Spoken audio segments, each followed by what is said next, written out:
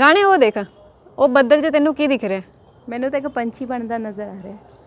ਪਰ ਮੈਨੂੰ ਐਵੇਂ ਲੱਗ ਰਿਹਾ ਜਿਸ ਤਰ੍ਹਾਂ ਕੋਈ ਉਹ ਜਾਨਵਰ ਦੌੜ ਰਿਹਾ ਪਾਣੀ ਤੇ, ਔਰ ਨੀਚੇ ਪਾਣੀ ਲੱਗ ਰਿਹਾ, ਉੱਪਰ ਉਹ ਪੰਖ ਤੇ ਉਹ ਮੂੰਹ, ਹਨਾ, ਲੱਗ ਰਿਹਾ ਨਾ ਉਵੇਂ। ਲੱਗ ਰਿਹਾ। ਇਹ ਚੀਜ਼ਾਂ ਆਪਾਂ ਉਦੋਂ ਹੀ ਇਮੈਜਿਨ ਕਰ ਸਕਦੇ ਹਾਂ ਜਦੋਂ ਆਪਾਂ ਆਪਣੇ ਮੋਬਾਈਲਾਂ 'ਚੋਂ ਬਾਹਰ ਨਿਕਲੀਏ। ਸਹੀ ਕਿਹਾ। ਅੱਜ ਕੱਲ੍ਹ ਬੱਚੇ ਜਿਵੇਂ ਮੋਬਾਈਲਾਂ 'ਚ ਜ਼ਿਆਦਾ ਰੁੱਝੇ ਰਹਿੰਦੇ ਨੇ, ਬਾਹਰ ਨਿਕਲ ਕੇ ਦੇਖਦੇ ਨਹੀਂ ਕੁਦਰਤ 'ਚ ਕਿੰਨੇ ਸੋਹਣੇ ਨਜ਼ਾਰੇ ਨੇ, ਕਿੰਨੀ ਸੋਹਣੀ ਚੀਜ਼ਾਂ ਨੇ।